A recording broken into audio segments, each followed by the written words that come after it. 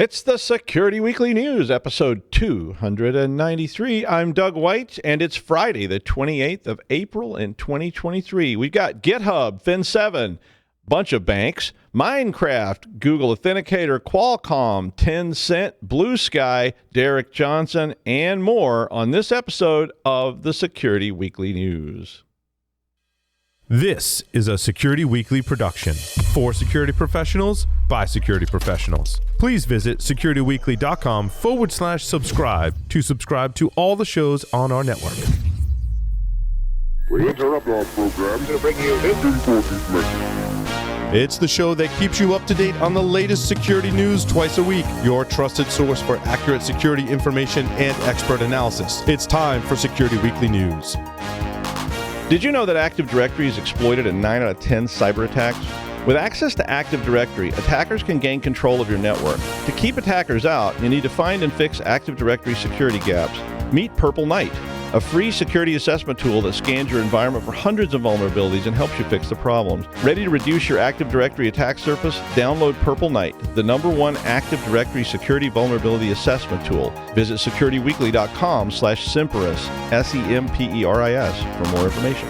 Hi folks, I'm Adrian Sanabria, the host of Enterprise Security Weekly. Every week, we interview the most interesting folks we can find, talking about the most pressing cybersecurity issues and challenges facing the enterprise today.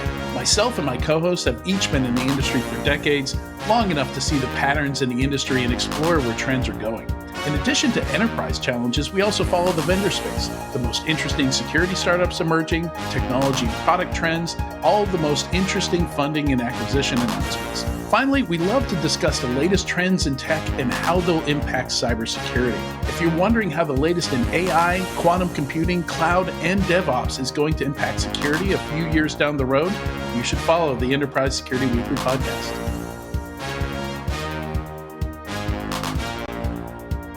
All right, it's the Security Weekly News. It's kind of like springtime here. I saw some geese with baby geese. I don't know, what do you call baby geese? Goslings or something? They were walking across the road today. So, yeah, it was fun. All right, well, last November, GitHub began offering the ability for private vulnerability reporting for researchers so that people could actually hand off things they had found in repositories back to the developers privately so that they could find flaws in the public repositories and, allow people to actually issue alerts. And that means that all the bug reports would go to the maintainers who can then choose to interact with the reporter. They could correct the flaw, or I guess they could just ignore it. But this week, it actually became available to all maintainers. So if you have this in your account, they actually turned it on. So you might want to check your settings to make sure it's actually doing what you want it to do and the way you want it to do. It is available for all the repositories you may maintain throughout your enterprise at this point. So that means that packages can be published with the provenance feature turned on, which allows users to get information on the sources and the build instructions that go along with that repository. So they're really trying to get to a kind of SBOM feel on this so that, I've downloaded tons of stuff from GitHub, and it's really scary because, you're getting a lot of code and so forth. According to GitHub, they said, quote, "Our goal for the NPM ecosystem is to bring the same level of transparency we have with the open source code itself by the process by which that code is built and published." So essentially, they're trying to make sure everything is available to you. It also goes on to say, in order to create verifiable signatures related to the provenance, they will require that packages are built using a trusted CI/CD platform. The provenance attestation is then uploaded to Sigstore's Recopper service, which will provide visibility into tampering attempts. So they basically are just going to start tracking the whole repository. And that means when you do a commit, there will be an associated build with that and instructions associated with that particular commit. And so that final artifact that sits there will have all that information attached to it. So it'll be a lot easier to audit and dig through what's in a package that you're about to install. And also it would let you know if somebody had made changes to that. They did also introduce a beta of deployment protection rules, which will allow the enterprise cloud users to add management mechanism to ensure that apps are secure going on. So progress being made there that started last November. FIN7 is a Russian-affiliated cybercrime group that has been around a long time. The article said at least 2015 that they had been around.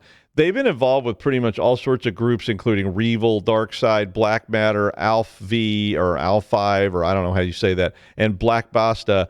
In March of 2023, WithSecure observed FIN7 attacks that were exploiting internet servers running Veeam backup and replication software. WithSecure said they saw a Veeam backup process executing a shell command to download and execute a PowerShell script that was actually a PowerTrash memory dropper, which is a common tool that FIN7 has used. That's a pretty bad thing to see if you're watching your Veeam backup process download PowerTrash. Yeah. And then PowerTrash was used to drop Dice Loader, which is a backdoor Trojan that'll let you have all kinds of fun, on there. That tool as well, that Dice Loader, has also been linked to FIN7 in the past. WithSecure said they did not know the exact method that was used to conduct the initial shell command that they saw, but it was very likely a recently patched or a vulnerability that had been recently patched by Veeam backup and replication, which allows for unauthenticated access to the Veeam instance. The vulnerability was patched in early March, and about 2 weeks after a proof of concept was released publicly, Veeam said that successful exploitation of the vulnerability allows an attacker to obtain encrypted credentials that are stored in the configuration database, but Horizon 3.ai, who developed the proof of concept, said the flaw actually allows the attacker to obtain plain text credentials. So whatever it allows, patch Veeam instances up if you have not done so already. Websites and mobile apps of Lloyds Bank and the Lloyds Financial Group, which is a very large entity, which includes Halifax Bank, TSB Bank, and the Bank of Scotland, are experiencing web and mobile app outages today. That means that customers can't seem to access their account balances, always a scary feeling, although mine I'm usually happy not to see. But you couldn't access that or other information. Currently, the cause of the outage is unknown. The outages started early this morning, and I don't know if that means early this morning in England or early this morning Eastern Standard Time or whatever, but I'll be U.S.-centric. But a statement on the Bank of Scotland site said, quote, "We know some customers are having issues with internet and or mobile banking. We're sorry for this. We're working to get it back to normal soon." Sorry, I heard the whole thing being read by Sean Connery in my head. But so far, nothing's been revealed about what's going on. And despite an earlier Lloyds Bank rep telling users, I love this one, to, quote, check if you have a working internet connection. I love that. I literally remember some time ago, I called about an outage, and our provider on the phone had the message, if you're experiencing an internet outage, please check the status at our website, www.yesitsamonopoly.com, for more information. And it's like that airline message you get when you're standing in, like De Gaulle Airport or something that says, we care about your call and you so much. We care about you a lot. We want to help. Your expected wait time is 238 hours. Thanks for flying, Suck It Airlines, where you will do as you're told. So, we don't know what's going on, but hopefully somebody will release that information soon. 38 Minecraft copycat games on Google Play were able to infect devices with hidden ads adware. Now, if you don't remember, we've talked about hidden ads before. It's actually kind of clever. I have a little bit of admiration for this kind of stuff, even though I don't want it on my device. But the malware basically starts running in the background of your device. You don't see anything, and it starts loading ads. And so the people that own the malware actually get revenue for this because these ads are being played to customers and you just don't know it, other than the fact that your phone gets all hot and you're like, wow, why is my phone really, really hot? And maybe it's because some of that stuff's running in the background, or maybe you're running Waze or something like that. But Minecraft has about 140 million monthly active players. And as such, a lot of people copy the style of Minecraft. A lot of people make fake Minecraft games and so forth, and they publish these copycat games all over the place. The 38 games were downloaded by approximately 35 million Android users worldwide, which is not that many if you consider how many people are playing Minecraft. But the games do work, and they play as promised, but they do begin loading ads in the background while you're playing the games. McAfee Mobile Research found this malware, and it included games called Black Box Master Diamond, Craft Sword Mini Fun, Black Box Skyland Sword, and Craft Monster Crazy Sword, which had around 25 million downloads just for those. There's a whole list in the article if you're worried about it. But you have to admit, it is kind of a clever way to make money. It's illegal, but it's pretty clever, and most people don't even know they've been got. So that's probably the best kind of that stuff. A new Google Authenticator sync to cloud feature in the two-step verification app for Google has privacy advocates saying that the communications between the endpoint and the cloud is unencrypted. The sync feature was added. I had some of this. I wasn't exactly clear, but the sync feature was added by Google to help users and when they back up their two-factor authentication code sequences. So this whole point of this was sharing stuff across all your devices. MISC, M-Y-S-K, analyzed the network traffic of the updated Authenticator app and said the traffic was not end-to-end encrypted. Now, they said this in several different ways, so I'm not exactly sure where the encryption is missing. I couldn't decide if it was missing completely from the stream or it was just on the endpoint. But the statement from MISC said, quote, Google has just updated its 2FA Authenticator app and added a much-needed feature, the ability to sync secrets across devices. Don't turn it on. So, I get that seeking your multi-factor secrets across devices is convenient. It does come at the expense of your privacy. The lack of encryption means that the secrets in the 2FA QR codes, when they're generated, so these are one-time secrets, can actually be compromised and intercepted. And if somebody can get hold of that, they could access your Google account and all of your two-factor secrets would be compromised. It also, which means anything you'd stored there. So it also apparently means that a search warrant for your Google data can then access the Authenticator sensitive data, which means that the search warrant could extend into all kinds of things that you had stored data about. The story doesn't really say what all this means technically, but I'm guessing it means that these secrets are stored somewhere unencrypted, which means, that somebody could get access to those things either legitimately or illegitimately, depending on what's going on. So MISC recommended that privacy-conscious users turn off the new feature in Google Authenticator. Personally, I think, you probably shouldn't be using it at all if you're really that privacy-conscious, because who knows what's going on. Well, for years, so speaking of that, for years there's a rumor that Qualcomm chipsets, this is the Snapdragon stuff, on cell phones may sometimes transmit data back to the mothership at Qualcomm Central, which included personal information, IP address, and so forth. Now, NitroKey published an advisory in a blog claiming that, quote, smartphones with Qualcomm chips secretly send personal data to Qualcomm. The author, whose name is Paul Privacy, so what's not to like, found a Sony Xperia XA2 smartphone with a Qualcomm Snapdragon 630 processor running /E/OS, which is Android stripped of all the Google services, and said that it started communicating to ISAC Cloud using HTTP, so not even HTTPS. Now, the post that they made, that NitroKey made, claims that ISAT is part of Qualcomm's extra service, which Qualcomm stated that the ISAT Cloud is part of its extra service and says on the site, quote, the Qualcomm Location Extra Service generates and provides accurate satellite positions for extended periods of time to a mobile device. So basically, this is one of those things where the device is communicating in to help determine if the GPS is on point.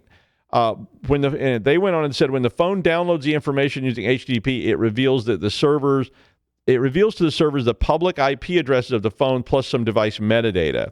NitroKey then said, quote, Qualcomm's proprietary firmware is not only downloading some files to our phone to help establish GPS locations faster, but also uploads our personal data such as the device's unique ID, country codes, operating system, and version with a list of software on the device. Now, Qualcomm said that's not true. They said, quote, the article is riddled with inaccuracies and appears to be motivated by the author's desire to sell his product. Qualcomm only collects personal information when permitted by applicable law. A post-market OS code developer, Martin Brame, published a dismissal of the NitroKey article as well, saying that the research is just empty marketing and that Qualcomm-initiated HTTP communication does not contain any private data. Basically, a bunch of other people jumped on and also bashed NitroKey's claims. Now, that's not to say, and the article goes on to say that some of this might not be dangerous since it is being sent in the clear, and if someone has the ability to sniff all the internet traffic, say, at the border, like, say, I don't know, North Korea or Iran or the United States or anybody else, they may be able to monitor these requests and start making assessments about who has what phone and where they might be, or are they in the country, are they within our borders, and so on.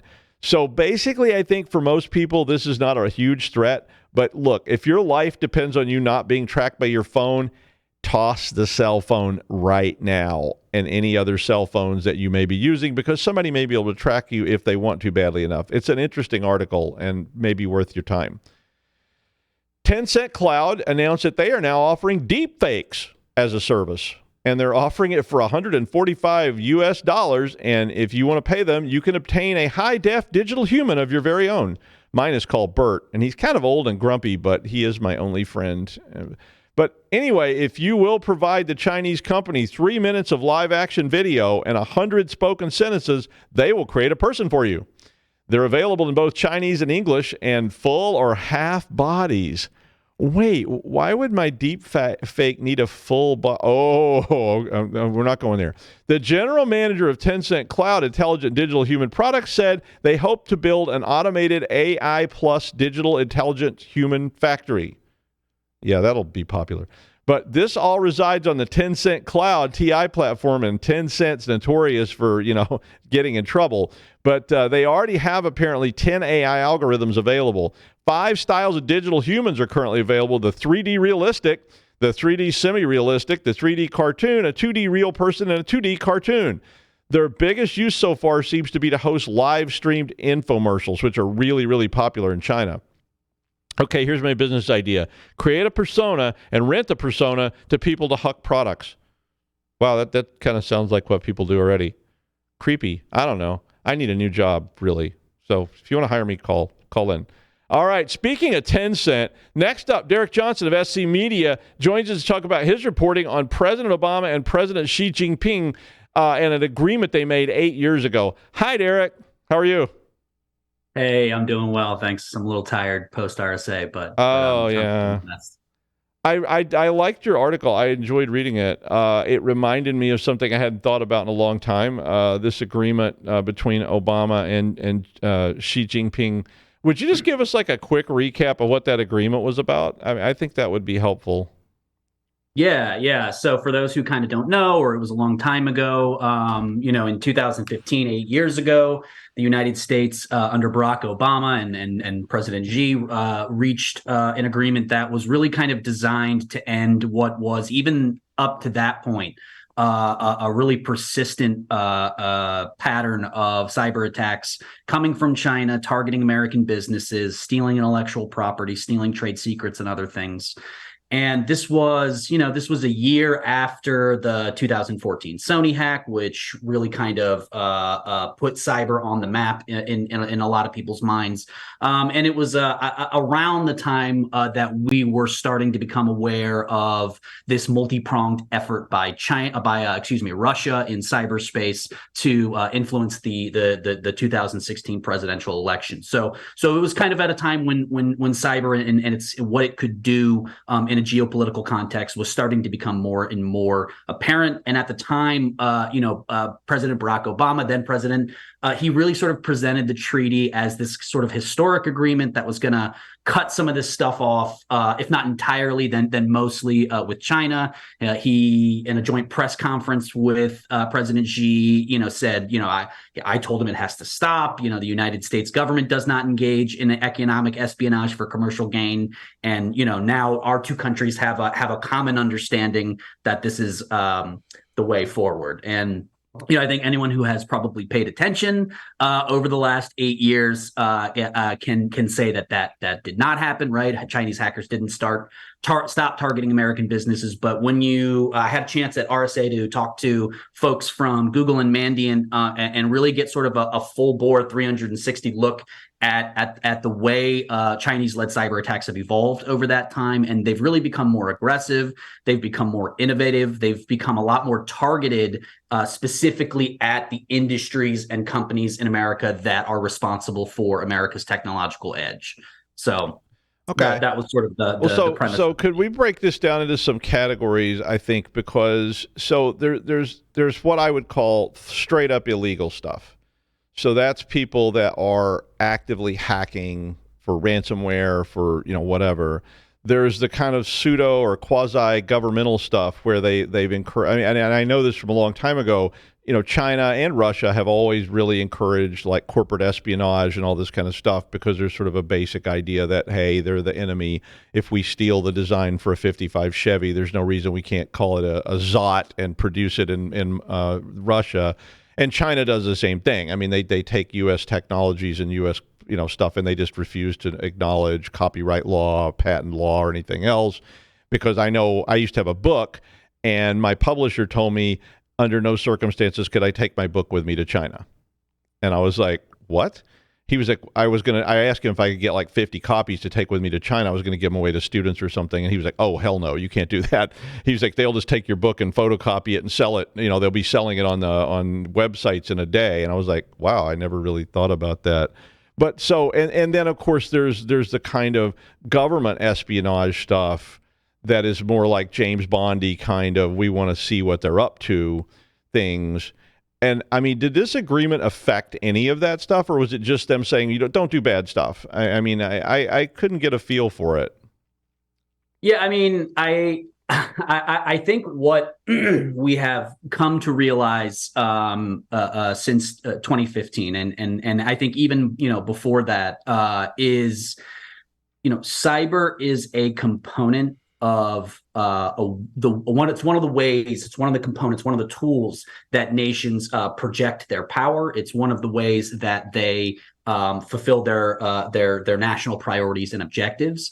And for China, their national priorities and objectives are to become the preeminent superpower, geopolitical superpower in the globe, to have a commercial and technological base that rivals or exceeds that of the U.S. and and other nations. And so if cyber is a tool that they can use to close that gap and to fulfill those national priorities, something like an agreement is not really going to stop or even apparently slow that down remotely. And much in the way that I think if you saw China or even the United States have some kind of international statement or agreement that would promise not making, we're not going to use signals intelligence to collect intelligence or to spy on our neighbors and friends, you would really take it with a grain of salt, because that is how intelligence is collected in a modern technological world. And it is essentially understood and expected at this point that all nations are going to engage in it. The corporate theft is another thing, but when a state is doing it, is it illegal? Who are you going to take to court, for that? So it's sort of a different dynamic when it's a superpower with nuclear weapons and 1 billion people robbing you than it is if it's a random hacker or someone coming into a bank. Do you think, though, that we need to start pursuing more agreements like I mean, I agree with you. It's very, very difficult to deal with sovereignty. I mean, if a rogue state, or even if a legitimate state, I mean, if France suddenly decides they're not going to cooperate with you, there's not a lot you can do short of like, okay, turn the tanks on. We're going to go invade and take them over and make them do what we want, which was the old-fashioned way to do that stuff. But today, I mean, we can't really do that. I mean, we can't tell China we're going to, do what we want or we're coming for you. At least I don't think we could do that with any kind of like a serious face on. So is there some way to actually slow some of this stuff down, or is it just something we're going to all have to learn how to live with? I mean, I think the way that you slow it down is through resilience. I think that the international standards and norms picture was very messy a decade ago. It's even messier today. As you've had countries like Iran and China and Russia and even the United States who have steadily developed their cyber capabilities, and it's become a lot more central, not just to their digital security policies and strategies, but to their larger national security policies and objectives. I think that there's work that gets done in places like the UN. I don't expect anything that comes out of those agreements to be anything that a country like China or others would feel bound by. So I think really the way to cut down, and I think what the example and what the lesson of this Obama-G agreement sort of teaches us is that the way that you protect American businesses from getting hacked, from having their data and intellectual property stolen, is probably not going to happen through these kind of bilateral agreements or treaties or international norms. It's going to come from internal policies that you put in place to strengthen the resilience of your critical infrastructure, of your private industry, of your government systems. That is really, you're probably going to get more bang for your buck that way than you are going down this route, because at the end of the day, states will do what's in their interests. And if it's in the state's interest to hack you or to hack a business or to hack your government, it's a piece of paper is going to be a pretty poor shield for that, I think. Yeah, I mean, some of this stuff that came out, what was last week with this kid in Massachusetts dumped all these military documents, showed that we're spying on it, and this is us, so we're collecting intel on our friends, on our allies, and I'm sure they're doing the same thing with us. And so I don't think any of these agreements is ever going to supersede the sort of, if it's out there, we need to get it kind of mentality that everybody's had forever.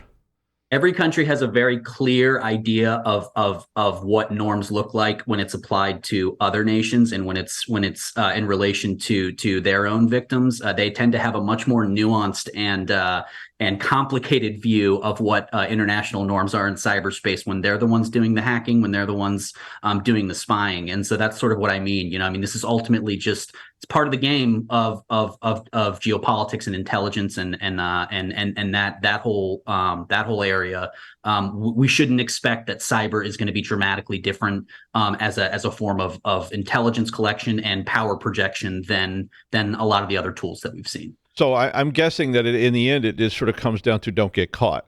I mean, that's what spying's always been about, right? It was like, you don't want to get caught spying on anybody, because then they try to take more overt action like sanctions or, even, invading you. Not that we could invade China, or they could probably invade us. But I mean, so I think you're right. I don't think that these agreements are going to do anything other than highlight the issue. They don't really cause it to stop. I mean, I doubt it slowed down. I mean, there's a real I mean, look, outside of this kind of state to state and your personal interest of each state, there is a demonstrated interest for every country to have some kind of baseline rules of the road for how stuff goes in cyberspace, because you not only have other states who are engaged in these things, you now have this sort of burgeoning, criminal and sort of criminal state hybrid network of hacking that has popped up. You have things like Pegasus and other kinds of commercial forms of surveillance that are really sort of upending and wreaking havoc around the world. And so, right now, having no rules, it has consequences beyond just, states are going to spy on each other. So there is an interest in it. But right now there's just too much talking out of both sides of people's mouths when states approach these norm conversations. And I think until we get a situation where, your definition of norms and rules, where the US or the Chinese or the Russian vision of norms and rules, when that captures the stuff that they do well and that they benefit from, that's, I think, when you'll start to see these norm agreements have a little bit more teeth and maybe are a little bit more enforceable. But right now, everyone's norms are, I can do the things that help me, but it's super unfair when you do the things that help you. Yeah, I mean, we've seen that with just about everything, right? Whether it was physical kinetic stuff or it was digital stuff as well. And your article was talking about how much this has grown, actually. So this sit down didn't really do much of anything to slow down the growth of these kind of attacks, right? Yeah, no, and if anything, I think you saw China get a lot more targeted towards a lot of these industries and a lot more clever about how they're approaching it. John Hultquist, who's the He's over at Mandiant, and Google had this great line about how they used to be able to trace Chinese cyber attacks back to the specific town that had a technical reconnaissance bureau office, which is a Chinese one of the components of the Chinese intelligence community. You could sort of trace the cyber attack right back and say, okay, well, it's coming out of this town. Not really great tradecraft. Now they're using proxy networks and things like that to hide their infrastructure. They are doing things like targeting edge devices, VPNs, and firewalls and things like that that aren't great about supporting endpoint detection and response and sort of other kinds of cybersecurity technologies that have come onto the field in the last decade or so. And so visibility for malicious activity on these devices is really, really limited. So, that has had a real impact. They're also using a lot more 0 days, which Rob Joyce just the other day said that, that is in part a reflection of us doing a better job on the block and tackling and the basics and the things that we can do, things like patching, like staying ahead of the latest vulnerabilities that have come out. So the Chinese led hackers have had to shift to using more 0 days, which they have to start burning those piles, and each time they do that and we find it, that's one less that they have. But in general, today, Chinese hacking groups are much more prolific. They're much more effective. They're much more clever. They're better at hiding. When they're on your network and using their infrastructure. So I think that's just a larger reflection of how much more important cyber has become. I don't know how much of that is, a specific failure by the United States government or I think just as cyber has gotten a lot more important to nations, you're seeing a step up in activity from China. You're seeing a step up in activity from Russia. You're seeing steps up in activity from Iran. You are probably there have probably been a step up in activity from the United States. And so part of this is just the reflection of larger trends that happen as we become more and more connected around the world. Yeah, I mean, one of the sort of standards of intelligence forever was always destabilization of hostile foreign powers, and we've seen, pressing into the election system, disinformation being just constantly bombarding, on social media and so forth. So, yeah, I think this is just an evolutionary process, and that we're all slowly learning how to deal with it, and it probably makes us stronger in the end, but it's kind of awful in the short run. Yeah, but and like I said, I think that the ultimate lesson here is that agreements and pieces of paper will always take a back seat to what states can do that they feel like is in their interest, and if it's in their interest long term, you're going to see more of this kind of activity, not less, in the future. All right. Thank you, Derek Johnson. We appreciate you being here. A great story. It's linked up on the website, so if you're interested in such things, it would be a good idea to go read that, and you might find out some more stuff that you didn't know. And finally, what to do about Twitter. Oh, dearie dear. As dear leader Musk attempts to ride the bomb into the ground while trying to light the rocket fuses on both sides a la Wile E. Coyote to cause the bomb to hit the ground even harder, apparently. Well, others are trying to emerge to replace the Twitter bird. Mastodon popped up and was suddenly like a big deal, and it sounded like everybody was going to flee to Mastodon, but it didn't really seem to catch fire. And now some celebs like Drill, Alexandria Ocasio-Cortez, and Chrissy Teigen have joined BlueSky. So this one's a little more interesting. So more Twitter users apparently flocked over to BlueSky on Thursday. So far, BlueSky sounds pretty much like Twitter and Mastodon. Posts are, they call them posts instead of tweets, and there's lots of snarky users who want to make fun of Twitter users and so on. But BlueSky is a decentralized system, like Mastodon, I think. But it also means that people will be able to use the system, apparently, to create their own apps and communities with their rules and such that are appropriate to them. So this is more like building your own, private sort of hell, I guess.